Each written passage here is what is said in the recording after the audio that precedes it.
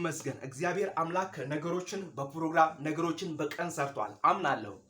መጀመሪያ ቀን ይላል ዘፍጥረት ላይ፣ ሁለተኛው ቀን ይላል እግዚአብሔር የሰራው፣ ሶስተኛ ቀንም ራሱን የቻለ ተግባር ሰርቷል። አራተኛ ቀንም እግዚአብሔር አምላክ ራሱን የቻለ ሌላ ተግባር ሰርቷል። አምስተኛ ቀንም ራሱን የቻለ ነገር ሰርቷል። ስድስተኛ ቀንም ራሱን የቻለ ሌላ ተግባር ሰርቶ ሰባተኛ ቀን አረፈ ይላል እግዚአብሔር አምላክ። ከሰራው ስራ ሁሉ አረፈ። ስለዚህ ሰርቶ ጨርሶ ነው ያረፈውና እኛ ሰርተን ሳንጨርስ ልናርፍ አይገባንም። ምክንያቱም ሰርቶ ጨርሶ ነው ያረፈው። ስለዚህ ሰርቶ ጨርሶ ነው ጌታ ያረፈው።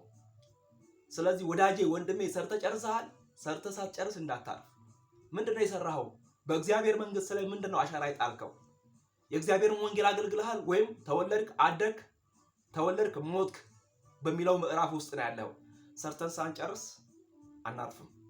የእግዚአብሔርን መንግስት አገልግለን ሳንጨርስ በምድር ላይ ያለን መስፍንም በራሱ ዘመን የእግዚአብሔርን ሐሳብና ፍቃድ አገልግሎ ከአባቶቹ ጋር አንቀላፋ የሚባለውን ያንን ቃል በኢየሱስ ክርስቶስ በኔ ዘመን መፈጸም አለበት። በኢየሱስ ክርስቶስ በኢያሱ ዘመን ላይ በገባዖን ፀሐይ ቆሟል፣ ጨረቃም ዘግይቷል። በኢየሱስ ክርስቶስ ያ እግዚአብሔር ዛሬም አለ። በኤልያስ ዘመንም እግዚአብሔር አምላክ ሰማያትን ከፍቶ እሳትን አዝንቦ የባዕሉ ነቢያትን እንዳለ አድቅቋቸዋል፣ በልቷቸዋል። በኢየሱስ ክርስቶስ ያ እግዚአብሔር ዛሬም አለ፣ አልተለወጠም። በሙሴ ዘመንም እግዚአብሔር አለ። እንዲህ እግዚአብሔር አምላክ እየረዳ እያገዛቸው ነበረ።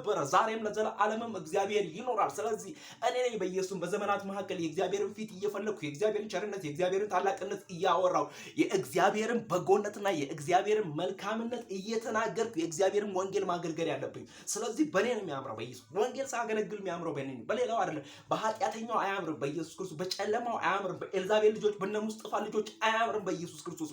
ድነው ግን ሲያገለግሉ በእነሱም ያምራል በኢየሱስ ክርስቶስ። ወንጌል በኢየሱስ ስለ ልጁ ስለ ኢየሱስ ክርስቶስ ነው። መዳን በሌላ በማንም የለም። እንድንበት ዘንድ ከሰማይ በታች የተሰጠን ስም ኢየሱስ ነው። የልጁ ኢየሱስ ክርስቶስ ደም ከኃጢአት ሁሉ ያድናል እያልን ይሄንን ወንጌል ስንናገር የሚያምርብን በእኛ ነው። ስለዚህ ሰርተህ ሳትጨርስ አትረፍ በኢየሱስ ክርስቶስ። አገልግለህ ሳትጨርስ አትረፍ በኢየሱስ። እግዚአብሔር ኃይል ይሆናል፣ እግዚአብሔር ጉልበት ይሆናል፣ እግዚአብሔር እድሜን ይሰጣል። ምክንያቱም የተሰጠን ጊዜ እድሜ የተሰጠን ጊዜ ከልዑል አምላክ ከእግዚአብሔር ነው። እግዚአብሔር ስለረዳን እግዚአብሔር ስላገዘን ነው በዚህ ያለ ነው። ስሙ ለዘለዓለም ይባረክ። ጌታ በኢየሱስ ክርስቶስ ስም የረዳን አምላክ ስሙ ለዘለዓለም ከፍ ይበል።